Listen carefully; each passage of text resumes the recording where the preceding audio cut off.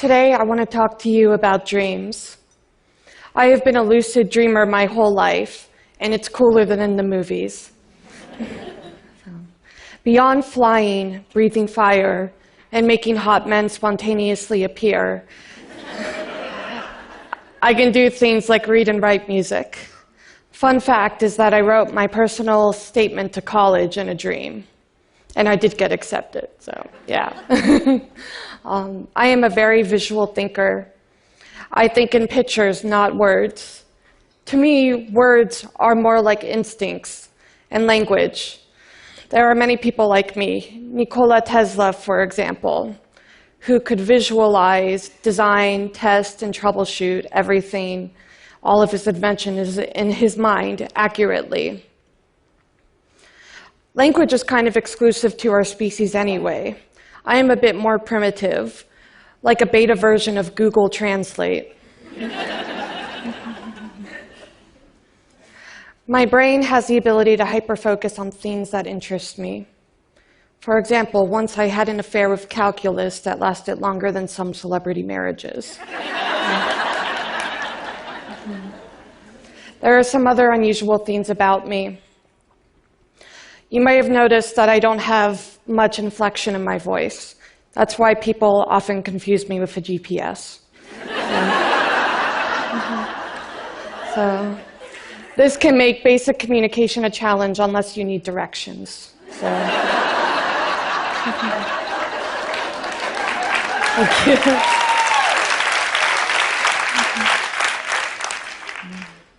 A few years ago, when I started doing presentations, I went to get headshots done for the first time. The photographer told me to look flirty. And I had no idea what she was talking about. So she said, do that thing, you know, with your eyes when you're flirting with guys. What thing? I asked. You know, squint. And so I tried, really. It looked something like this. I looked like I was searching for Waldo. So, there's a reason for this, as there is a reason that Waldo is hiding. So,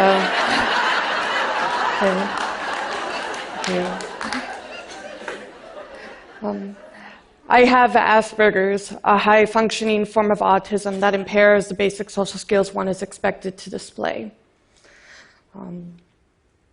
It's made life difficult in many ways, and growing up, I struggled to fit in socially.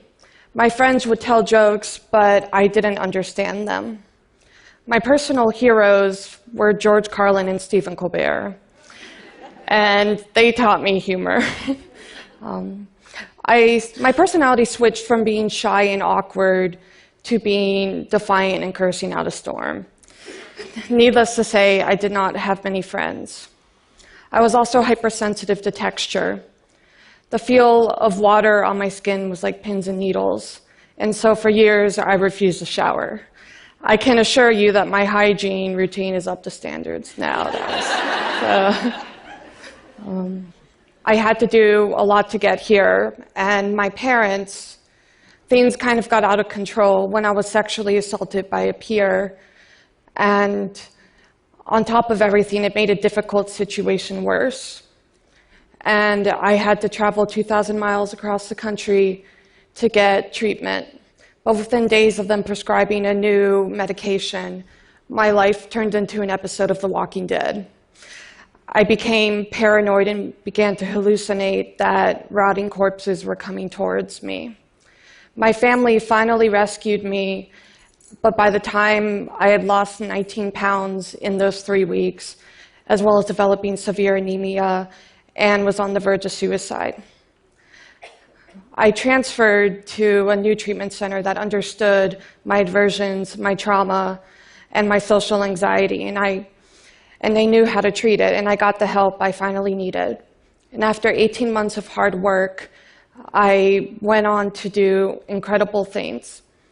One of the things with Asperger's is that oftentimes these people have a very complex inner life, and I know for myself, I have a very colorful personality, rich ideas, and just a lot going on in my mind. But there is a gap between where that stands and how I communicate it with the rest of the world.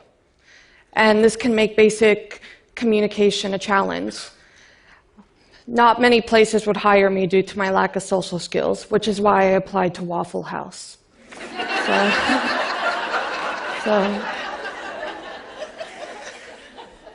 Waffle House is an exceptional 24-hour diner where you...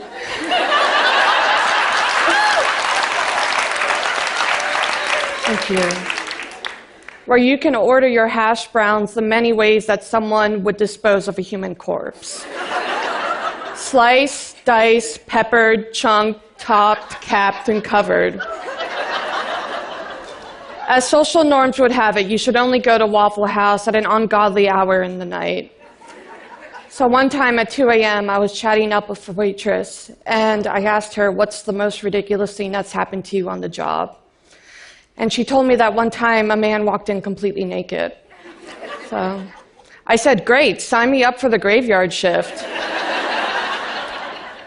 Needless to say, Waffle House did not hire me. So in terms of having Asperger's, it can be viewed as a disadvantage, and sometimes it is a real pain in the butt, but it's also the opposite. It's a gift, and it allows me to think innovatively. At 19, I won a research competition on my research on coral reefs, and I ended up speaking at the UN Convention of Biological Diversity presenting this research. Thank you.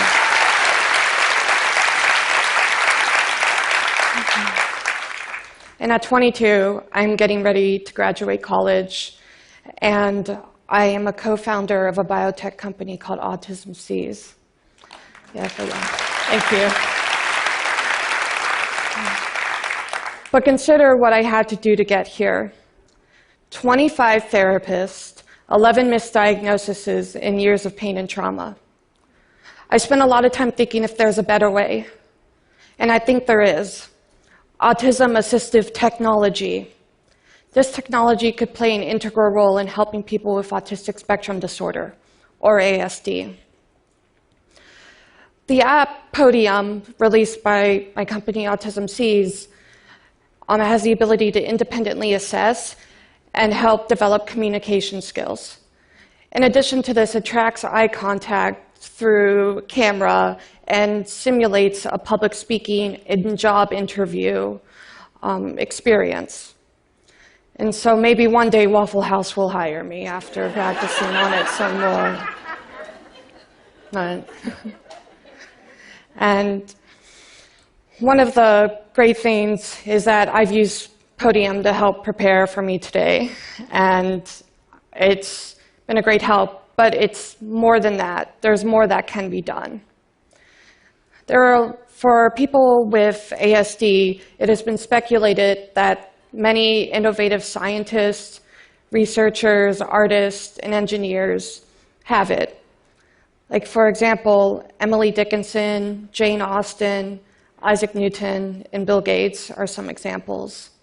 But the problem that's encountered is that these brilliant ideas often can't be shared if there's communication roadblocks. And so many people with autism are being overlooked every day, and they're being taken advantage of. So my dream for people with autism is to change that, to remove the roadblocks that prevents them from succeeding. One of the reasons I love lucid dreaming is because it allows me to be free without judgment of social and physical consequences. When I'm flying over scenes that I create in my mind, I am at peace. I am free from judgment, and so I can do whatever I want. You know, I'm making out with Brad Pitt, and Angelina's totally cool with it. But the goal of autism-assistive technology is bigger than that and more important. My goal is to shift people's perspective of autism and people with higher functioning Asperger's, because there's a lot they can do. I mean, look at Temple Grandin, for example. And by doing so, we allow people to share their talents with this world and move this world forward. In addition, we give them the courage to pursue their dreams in the real world, in real time. Thank you.